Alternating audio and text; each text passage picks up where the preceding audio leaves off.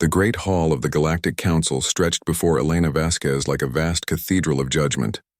12 different alien species sat in their designated sections, their various forms creating a rainbow of colors and shapes that would have been beautiful under different circumstances.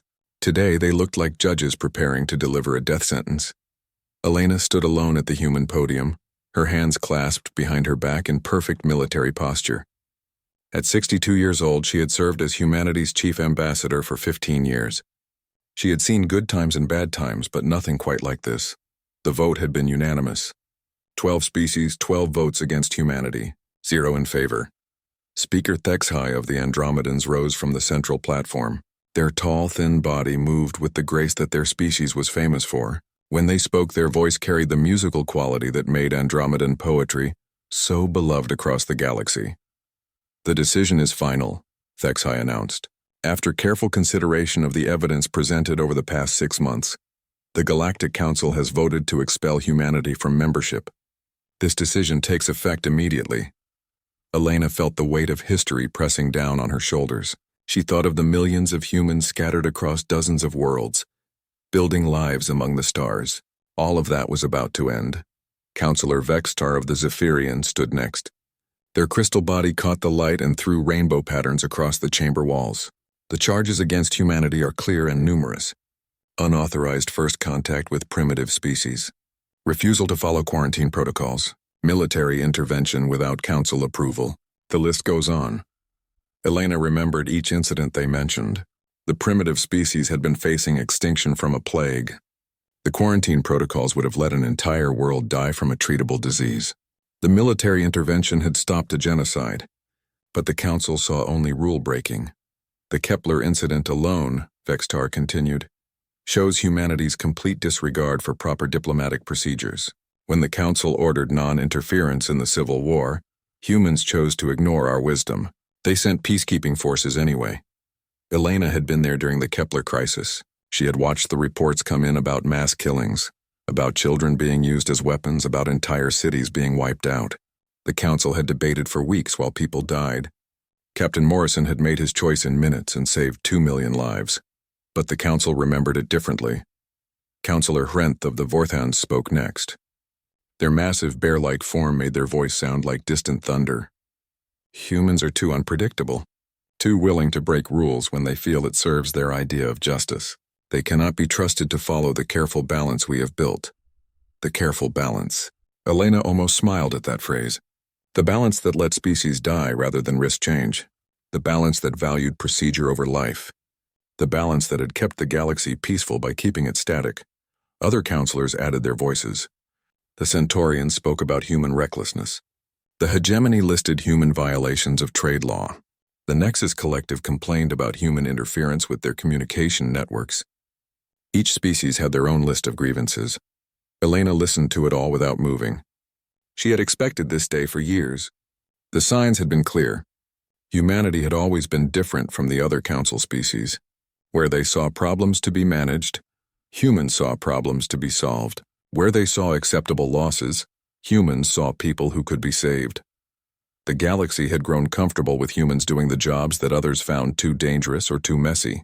Exploring dangerous regions, dealing with criminals and pirates, handling first contact with aggressive species, making the hard choices that let other species keep their hands clean.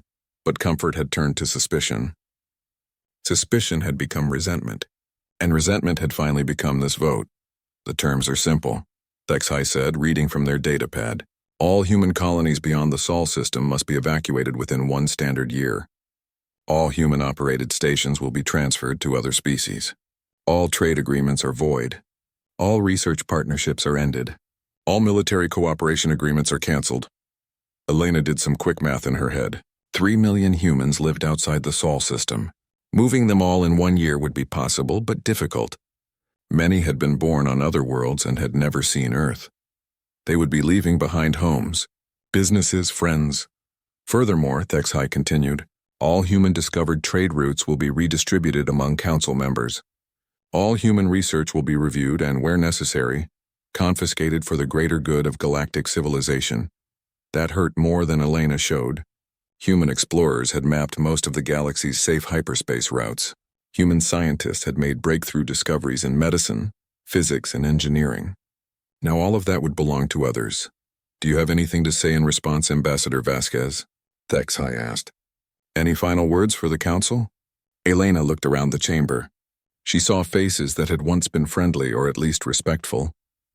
Counselor Yeath of the Hegemony, who had worked with her on the Tau Ceti trade agreements. Counselor Zem of the Collective, who had praised human communication technology just last year. Counselor Fex of the Centaurians, who had invited her to their homeworld for their Harmony Festival. All of them looked away when her eyes met theirs. Elena could have given the speech she had prepared. She could have talked about everything humans had done for the galaxy, the pirates they had fought, the plagues they had stopped, the wars they had prevented, the impossible problems they had solved when no one else would even try. She could have mentioned the early warning systems that humans maintained in the dangerous sectors, the rescue services that humans provided in regions too hazardous for other species, the peace treaties that human diplomats had negotiated between species that had been fighting for centuries. She could have asked what would happen when the next crisis came, and there were no humans around to handle it. Instead, Elena simply nodded. She picked up her datapad and walked toward the exit. Her footsteps echoed in the sudden silence of the chamber. Ambassador, Counselor Hrenth called out. Surely you have something to say. Elena stopped at the door and turned back. For a moment, she looked at each counselor in turn. Then she spoke, her voice carrying clearly across the vast chamber. Good luck. The words hung in the air as the door sealed behind her. In the chamber, the counselors looked at each other with confusion. They had expected anger, threats, desperate pleas for reconsideration. They had prepared responses for human emotional outbursts and dramatic speeches. They had not prepared for two simple words and a quiet exit. Slowly, the confusion turned to relief, then to satisfaction. HFY called for a recess, and the counselors began talking among themselves. The conversations were lighter now, more relaxed. The dangerous humans were gone. The galaxy could return to its proper order. Vextar's crystalline voice rang with pleasure as they spoke to their aide. Finally, we can govern without worrying about human interference. No more emergency sessions about human violations. No more explaining why we cannot simply ignore proper procedures. Hrenth laughed, a sound like rolling stones. The galaxy will be much more peaceful without their constant meddling. Other species follow rules. Humans made their own rules and expected us to accept them. As the day wore on, word spread throughout the council building. Staff members who had worked with humans for years felt mixed emotions, but the overall mood was celebratory. Many species had genuine grievances against human actions, even if those actions had saved lives. By evening, the celebration had spread to the council worlds. News broadcasts spoke of a new era of galactic harmony. Editorial writers praised the wisdom of the council's decision. Citizens who had never met a human felt safer knowing they were gone. Elena Vasquez sat in her small ship, already preparing for the journey back to Earth. She had sent the news ahead through quantum transmission. Within hours, evacuation orders would go out to every human world and station beyond Sol. She thought about the celebration happening behind her and shook her head. The council was throwing a party because they had just removed the galaxy's immune system, but they would figure that out eventually. 3 months after the vote, Captain Sarah Chen walked through the empty corridors of Proxima Research Station for the last time. Her footsteps echoed in the silence where once hundreds of scientists from a dozen different species had worked together. Now only the non-human staff remained, and they moved through their work with visible confusion. For 20 years, this station had been the galaxy's leading center for quantum physics research. The humans had been more than half the staff, including most of the senior researchers. Sarah stopped at Laboratory 7, where she had spent the best years of her career. Inside, Dr. Kethamore of the Centaurians was trying to operate equipment that human engineers had designed. His forearms moved with their usual grace, but his large eyes showed frustration.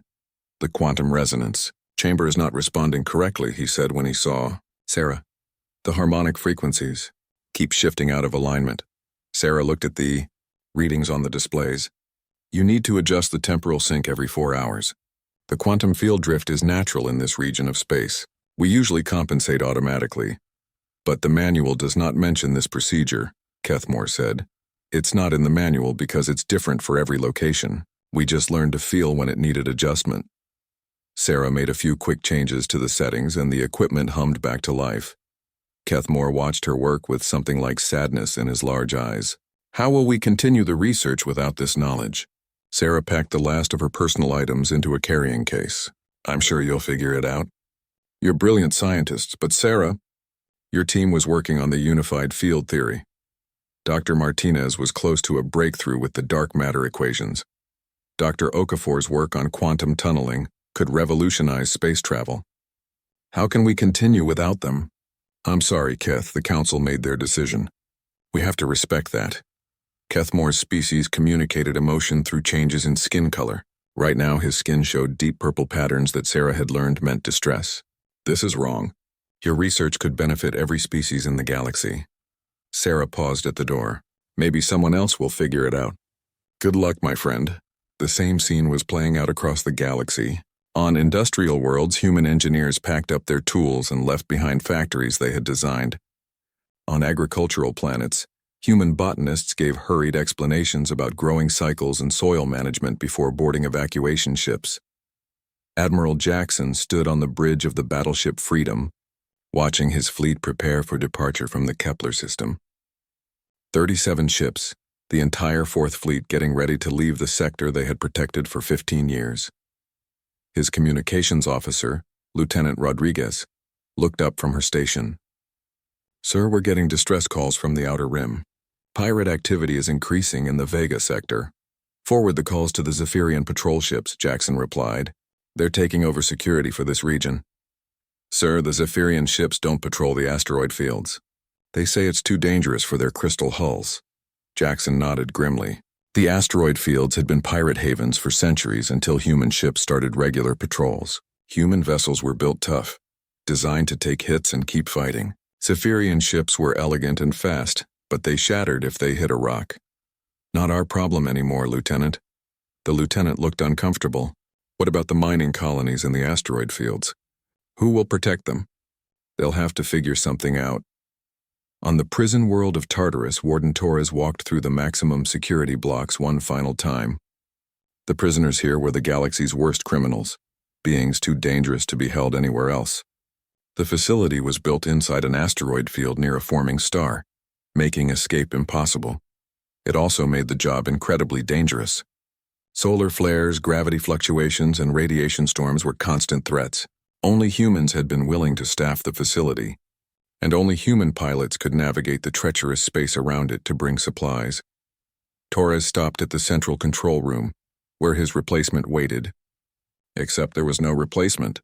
The Council had sent an automated system to take over prison operations. Computer report status, Torres said. All systems operational. Life support functioning normally. Estimated time until next supply delivery, 4 months, 18 days. And who's bringing the next supply delivery? No delivery ship assigned. Please contact Council Administration for scheduling. Torres shook his head. The Council had solved the human problem, but forgotten to solve the problems that humans had been handling. He activated his personal recording device. Final log, Warden Torres. Leaving automated systems in charge of Tartarus facility. Life support good for approximately 2 years. Recommend finding replacement staff soon. These prisoners are locked up for good reasons. On the edge of Council space, Professor Williams shut down the deep space monitoring station that had been her life's work for 12 years. The station tracked threats from outside the galaxy, everything from rogue asteroids to signs of hostile alien activity. It was lonely work. The station was too far from any populated system for most species to volunteer. Humans had run it because humans seemed to enjoy being on the frontier, even when the frontier was empty space between galaxies. Williams recorded her final report. Outer Rim Monitor Station Omega going offline. All current threat assessments attached to this transmission. Recommend maintaining watch on grid sections 7 through 12. Automated probes in those areas have been sending unusual signals for the past 6 months. She paused, looking at the data on her screens. Strange energy readings. Almost like radio signals, but with patterns that didn't match any known technology. They might be nothing. They might be equipment malfunction. Or they might be something that required investigation. Under normal circumstances, she would have recommended sending a survey team. But survey teams into unknown space were usually human crews, and there were no human crews anymore.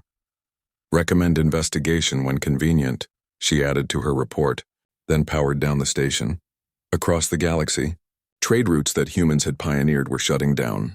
The Epsilon Corridor, which human traders had opened by figuring out how to navigate through a field of black hole fragments. The Nebula Run, where human ships could thread between gravity wells that crushed vessels with less robust engines. The Deep Circuit, a hyperspace route through a region where other species' navigation systems failed. Captain Morrison of the merchant vessel Prosperity looked at his route charts one last time. His family had been trading these routes for 3 generations. They knew every dangerous passage, every safe harbor, every shortcut that could save weeks of travel time. The Vorthans are taking over the Epsilon Corridor, his first officer reported. Morrison laughed bitterly. Good luck to them. Their ships are too heavy to make the micro jumps through the fragment field. They'll lose a dozen vessels before they give up. What about the cargo contracts? Cancelled. All of them. 23 years of business relationships gone in a day. The Morrison family had discovered the Epsilon Corridor in the first place.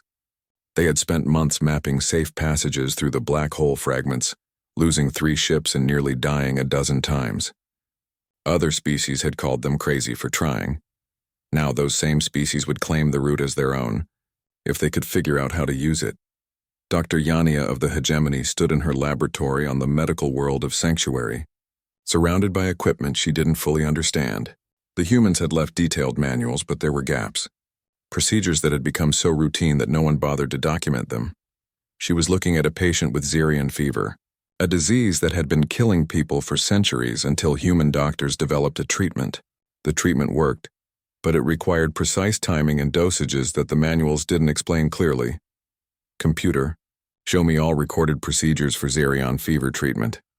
The display showed hundreds of cases, all successful, but watching the recordings, Yania noticed small variations in each treatment.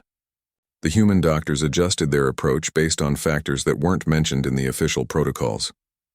She tried calling Dr. Martinez, the human doctor who had developed the treatment.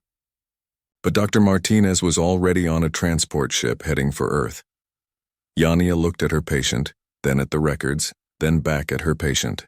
She would have to guess. And if she guessed wrong, her patient would die. The pattern repeated itself everywhere humans had worked. Critical knowledge that existed only in human minds was leaving the galaxy. Systems that worked because of human intuition and experience were beginning to fail. On the council worlds, there were still celebrations. The humans were leaving peacefully, proving that the council's decision had been correct. Order was being restored. But in the quiet spaces between the celebrations, other voices were beginning to speak. Voices asking practical questions about who would handle the jobs that humans had been doing. Voices wondering if maybe the humans had been more important than anyone realized. These voices were still quiet, but they were growing louder each day. 6 months after humanity's departure, Council Engineer Vorthak stared at the main display in the Nexus Gate Control Center with growing alarm. Red warning lights flashed across the massive holographic map of the galaxy, each one representing a communication relay that had gone offline. The Nexus Gate network was the backbone of galactic civilization. Faster-than-light communication between star systems depended on quantum entanglement devices that required constant fine-tuning. For over a century, human engineers had maintained the delicate balance needed to keep signals flowing across thousands of light-years. Another cascade failure in Sector 7, reported his assistant, a young Andromedan named Thais. That's 12 relays in the past week. Vorthak's tentacles writhed with stress. His species, the Nautiloids, were master engineers, but even they couldn't understand the subtle adjustments that kept the quantum matrices stable. The human engineers had developed an intuitive feel for the work that couldn't be taught from manuals. What about the backup protocols? Vorthak asked. The humans left detailed instructions, but they don't cover every situation. The quantum fields keep shifting in ways that the manuals don't predict. On his personal communicator, Vorthak tried calling Chief Engineer Kowalski, who had run the Nexus Gate network for 15 years. The call failed. Kowalski was somewhere in human space now, beyond the reach of the failing communication grid. Across the galaxy, other crises were emerging. Dr. Selinra of the Andromedan Medical Authority stood in the emergency ward of Central Hospital on Andromeda Prime, watching helplessly as patients died from a disease that should have been easily treatable. Kavari plague had been eradicated from Andromedan worlds for centuries, but only because of a special antigen treatment. The antigen was manufactured exclusively on New Geneva, a human agricultural world that specialized in biological compounds. The humans had left behind enough antigen for 2 months before evacuating. Now the supply was gone and no one knew how to make more. The production records are incomplete, reported Dr. Thyssen, her chief researcher. The humans mentioned something called seasonal adjustments and soil microbiome balancing, but there are no specific procedures. Dr. Selinra looked at the rows of patients in isolation wards. How long before we lose containment? The plague spread slowly, but it's already reached 3 more systems. Without the antigen, we're looking at millions of deaths within a year. The Andromedan government had already sent urgent messages to other medical centers, asking if anyone knew how to synthesize the compound. So far, no one had answered. In the Cygnus sector, Director Thane of the Vorthon Trade Consortium watched his shipping empire crumble. The Vorthons had eagerly claimed the lucrative trade routes that human merchants had pioneered, but they were discovering that claiming a route and using it were very different things. We've lost another convoy in the Spiral Nebula, his operations manager reported. That's 6 ships this month. Thane's massive form shifted uneasily in his chair. What happened this time? Navigation failure. The hyperspace beacons are working, but our pilots keep getting lost in the gravitational distortions. The human traders use some kind of intuitive navigation that isn't in any of our star charts. The Spiral Nebula route was the fastest way to transport goods between the inner and outer rim worlds. Human ships had been running it safely for decades, making it look easy. But they had been reading subtle changes in the space-time geometry that Vorthon instruments couldn't detect. What about hiring local pilots who know the route? There are no local pilots. The humans were the only ones crazy enough to live in nebula space. Thane looked at the shipping schedules that showed months of delays. His consortium had borrowed heavily to take over the human trade routes, expecting huge profits. Instead, they were facing bankruptcy. On the prison world of Tartarus, automated systems were beginning to fail. Warden Torres had been gone for 4 months and no one had come to replace him. The facility's life support was still working, but other problems were mounting. The prison housed 50,000 of the galaxy's most dangerous criminals. Warlords, terrorists, pirates, and worse. The automated systems could keep them locked up, but they couldn't handle the complex social dynamics of a massive prison population. Riots were starting in several cell blocks. The automated defenses could contain them for now, but the system wasn't designed to run a prison without experienced staff. More importantly, supplies were running low. The facility needed regular deliveries of food, medicine, and replacement parts. But the supply route to Tartarus required navigation through an asteroid field that was constantly shifting due to the nearby forming star. Human pilots had made the run every month for 15 years, dodging solar flares and gravitational anomalies. Now the supply ships sat at the edge of the system, their non-human crews unable to plot a safe course through the chaos. The prison's computer sent automated requests for assistance, but the responses were always the same. Supply mission too hazardous for available crews. Please arrange alternative. In the Deep Space Monitoring Station on the Galactic Rim, automated probes continued their lonely watch. Professor Williams had programmed them well before departing, but they were limited by their programming. The strange signals from beyond the galaxy were getting stronger and more numerous. The probes dutifully recorded the data, but they couldn't analyze patterns or make the intuitive leaps that human scientists were famous for. The signals showed organized patterns, almost like language. They were also moving, getting closer to the galaxy's edge at a steady rate. If anyone had been watching, they might have recognized the signs of a massive fleet approaching from intergalactic space. But no one was watching. On Kepler 7th, the world where humans had supposedly interfered in a civil war, the situation was deteriorating rapidly. The Zephyrian mediation team that had replaced the human peacekeepers lasted exactly 3 weeks before evacuating. The tribal leaders won't listen to reason, reported Ambassador Crystalith to the council. They insist on settling their differences, through combat rather than negotiation. The human peacekeepers had spent 5 years learning the complex cultural dynamics of Kepler-7. They had understood which tribal leaders could be trusted, which factions were open to compromise, and which conflicts went back generations. More importantly, they had earned respect through their willingness to fight alongside any group that was being oppressed. The Zephyrians had tried to mediate from a position of aloof neutrality, which the Keplerian tribes saw as weakness. Within days of the human departure, old alliances had collapsed and new wars had begun. Council Speaker Thexhai read the reports from Kepler-7 with growing concern. How many casualties? Initial estimates suggest 200,000 dead in the first month of fighting. The number is rising rapidly. What about sending Centaurian peacekeepers? The Centaurians refuse to intervene in what they call a barbaric conflict. They don't want to risk their personnel in ground combat. Thexhai set down the report and rubbed their temples. The Keplerian situation had been stable for years under human oversight. Now it was becoming a humanitarian disaster that threatened to destabilize the entire sector. Dr. Kethmore stood in his empty laboratory on Proxima Station, surrounded by equipment he still couldn't operate properly. Half of his research staff had requested transfers to other projects. The quantum physics program that had been the galaxy's most advanced was now barely functional. He activated his personal communicator and tried one more. Time to reach Dr. Sarah Chen. Maybe she would be willing to consult remotely, even though humans were no longer officially part of galactic civilization. The communication failed. The Nexus Gate relay for this sector had gone offline 2 days ago.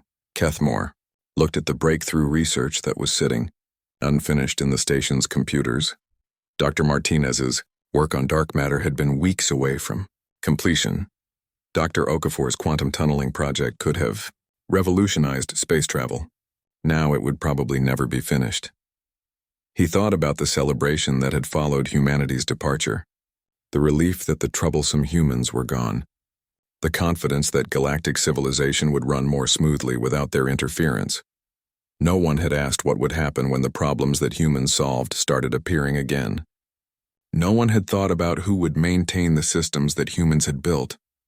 No one had considered that maybe humans had been doing important work, even if it wasn't always done in the approved manner. Across the galaxy, similar realizations were beginning to dawn. The humans hadn't just been rule breakers and troublemakers. They had been the people who handled jobs that no one else wanted to do. They had been the ones who went into dangerous places and solved impossible problems. Now those problems were coming back, and there was no one left to solve them. The celebration was over. The real consequences were just beginning. 1 year after humanity's expulsion, the Galactic Council convened an emergency session. The great hall that had once echoed with celebration now felt heavy with dread. Empty seats marked where prosperous worlds had once sent representatives, worlds now cut off by communication failures and collapsed trade routes. Council Speaker Thexhai stood at the central podium, their usually melodious voice strained with exhaustion. The situation reports make for difficult reading, they announced. We face challenges across every sector of council space. The challenges had grown beyond anyone's worst predictions. The Nexus Gate network was failing faster than engineers could repair it. Entire sectors had gone dark. Their quantum communication relays burned out from cascading overloads. Engineer Vorthak's teams worked around the clock, but they were fighting a losing battle against technology they didn't fully understand. We've lost contact with 47 star systems in the past month, reported Counselor Yex of the Hegemony. Trade disruption is causing food shortages on 12 worlds. Industrial production has dropped by 60% across the Inner Rim. The medical crisis was even worse. The Kavari plague had spread to 8 Andromedan systems, killing hundreds of thousands. Without the special antigen that only humans knew how to produce, the disease was unstoppable. Other medical emergencies were emerging as human-developed treatments ran out of supply. Dr. Salinra appeared on the emergency communication channel from Andromeda Prime, her image flickering with static from the failing relay network. We need immediate assistance with biological manufacturing. The plague is spreading faster than our quarantine protocols can contain. What about synthetic alternatives? Asked Counselor Hrenth of the Vorthans. We've tried 17 different synthesis methods. None of them work. The human process involved some kind of biological cultivation that we can't replicate. Counselor Vexitar of the Zephyrians spoke up, their crystal voice sharp with frustration. Perhaps we should consider reaching out to the humans for technical assistance. The hall fell silent. For a moment, nobody wanted to voice what they were all thinking. HFY cleared their throat. The council voted unanimously to expel humanity. We cannot simply reverse that decision because we face temporary difficulties. Temporary? Vextar's crystal form flashed red with anger. 47 systems are isolated. The plague has killed more people in the past month than died in the last century of border conflicts. Our trade network is collapsing. How is this temporary? The arguments that followed were heated but pointless. Even if the council swallowed their pride and asked for human help, they had no way to contact Earth. The Sol system lay beyond the reach of the failing Nexus Gate network. Worse news kept arriving. The prison world of Tartarus had gone completely silent 3 weeks ago. Long-range sensors showed that the facility was still intact, but no communications were getting through. 50,000 dangerous criminals were locked in a fortress that no one could reach or monitor. The last automated message mentioned food riots, reported Security Chief Vison. Life support was failing in 3 sectors. We have to assume the worst. The asteroid mining colonies that had depended on human protection were under constant attack from pirates. The Zephyrian patrol ships assigned to replace human forces had retreated after losing 6 vessels in the first month. The pirates now controlled the entire outer rim. Captain Zeltar of the Zephyrian Navy delivered his report with obvious embarrassment. Our ships are not designed for combat in asteroid fields. The pirates use hit-and-run tactics that exploit the gravitational interference. Human ships could handle those conditions, but ours cannot. What about the mining colonies? Asked HFY. We've evacuated what populations we could. The rest are on their own. The evacuation of the mining colonies triggered a refugee crisis that overwhelmed Council relief services. 3 million people had fled from the Outer Rim, seeking safety on already overcrowded core worlds. Food production couldn't keep up with demand, especially with trade routes disrupted. On the frontier worlds, stranger problems were emerging. Deep space monitoring stations had detected massive energy signatures approaching from outside the galaxy. The automated probes left behind by human scientists were sending increasingly urgent warnings. But there was no one left who understood the data. Professor Thelvek of the Centaurian Science Authority had spent weeks trying to decode the probe data. The signals show artificial patterns, she reported. Organized formations moving at significant fractions of light speed. Whatever this is, it's big and it's intelligent. How far away? Asked HFY. Approximately 18 months at current velocity. The objects will reach the galactic rim within 2 years. The council chamber erupted in worried murmurs. First contact with unknown alien species was supposed to follow careful protocols. There were procedures for initial communication, cultural assessment, and gradual integration. But those procedures assumed that contact would be made by human exploration teams, who had handled every first contact situation for the past century. We need to prepare a first contact team, said Counselor Fex of the Centaurians. Who? Asked Vextar bluntly. Which of our species has experience with hostile first contact? Which of our diplomats knows how to handle aggressive aliens? The answer was none of them. Human diplomats had specialized in difficult first contact situations because they were the only species willing to take the risks involved. Other council species had always left that dangerous work to the humans. The bad news kept coming. The Kepler-7 situation had escalated into a full-scale planetary war. The death toll had reached 500,000 and showed no signs of slowing. Refugee ships were fleeing the system, carrying reports of atrocities that made council members physically ill. The Keplerian tribes are using chemical weapons, reported Ambassador Crystaleth via emergency transmission. They've abandoned all pretense of civilized warfare. The planet is becoming uninhabitable. Counselor Hrenth slammed his massive fist on his desk. This is intolerable. We must intervene! With what forces? Vextar asked. Our military units are designed for patrol duties, not ground combat. The humans were our peacekeeping specialists. The Council had built a military designed to maintain order in a peaceful galaxy. Their ships were fast and elegant, perfect for showing the flag and conducting rescue operations. But they weren't built for real fighting against determined enemies. Human military forces had been the Council's hidden strength. Human ships were tough and heavily armed. Human soldiers were trained for combat in hostile environments. Human commanders understood that sometimes peace could only be maintained through the credible threat of overwhelming force.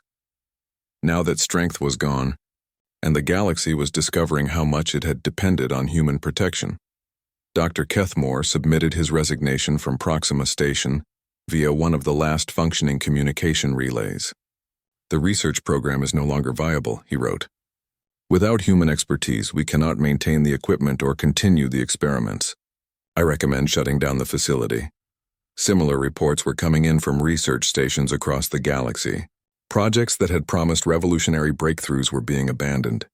Medical research that could have saved millions of lives was grinding to a halt. Scientific progress that had advanced steadily for centuries was reversing. The final blow came from the economic reports. The Vorthan Trade Consortium, once the galaxy's largest shipping company, had declared bankruptcy. The routes they had claimed from human traders proved impossible to operate safely. Ships were being lost faster than they could be replaced. "Galactic commerce is down 70%, reported economic advisor Melthak. "Industrial worlds can't get raw materials. Agricultural worlds can't ship food. The entire economic system is collapsing." As the emergency session continued into its third day, a pattern became clear. Humanity hadn't just been one species among 12 in the Council. They had been the critical species that held everything else together. They had done the dangerous jobs, solved the impossible problems, and maintained the systems that everyone else took for granted. Now those systems were failing, and there was no one left who knew how to fix them. Counselor Yek stood up slowly, his ancient form showing the strain of the past year. "I think we need to face the truth. And we made a mistake. The humans weren't the problem. They were the solution to problems we didn't even know we had." "It's too late for regrets," Vexhai replied. "The humans are gone. We must find new solutions, and with what?" Vextar asked bitterly. "Our elegant ships that shatter in asteroid fields? Our cautious diplomats who won't take risks? Our careful procedures that let people die while we debate?" Vexhai had no answer. Outside the Council chamber, the galaxy was learning the true cost of their decision. They had thrown out the species that protected them, maintained their systems, and solved their problems. They had celebrated getting rid of the troublesome humans without understanding what trouble really looked like. Now they were about to find out. 2 years after humanity's departure, archivist Zil-F made a discovery that would haunt the galaxy forever. Deep in the Council's oldest archives, buried beneath centuries of bureaucratic records, lay documents that the current leadership had never seen. Zil-F was a young Andromedan, barely 50 years old, working to catalog historical files for digital preservation. The work was boring but necessary as the failing Nexus Gate network made data backup increasingly critical. Most of the files were routine meeting minutes and trade agreements from the early days of the Council. Then Zil-F found the predecessor archives. The files were ancient, dating back over 3,000 years to the very founding of the Galactic Council. But they weren't about the current Council at all. They were about previous galactic civilizations, 17 different eras of spacefaring unity that had risen and fallen before the current species ever reached the stars. Zil-F's skin patterns shifted to deep blue as they read, a sign of profound shock. Each previous civilization had followed the same pattern. Different species, different technologies, but always the same cycle. A galaxy-spanning civilization would arise, bringing together multiple species in trade and cooperation. For centuries or even millennia they would prosper. Art and science would flourish. Peace would reign among the stars. Then the problems would begin. Systems would start failing. Trade routes would become too dangerous to travel. Crises would emerge that required immediate action rather than careful deliberation. And always there was one species that stepped forward to handle the dangerous jobs. These species shared remarkable characteristics across all 17 civilizations. They were curious to the point of recklessness. They adapted quickly to new situations. They were willing to take enormous personal risks to help others. Most importantly, they asked uncomfortable questions and refused to accept that problems were unsolvable. They were explorers, engineers, peacekeepers, and problem solvers.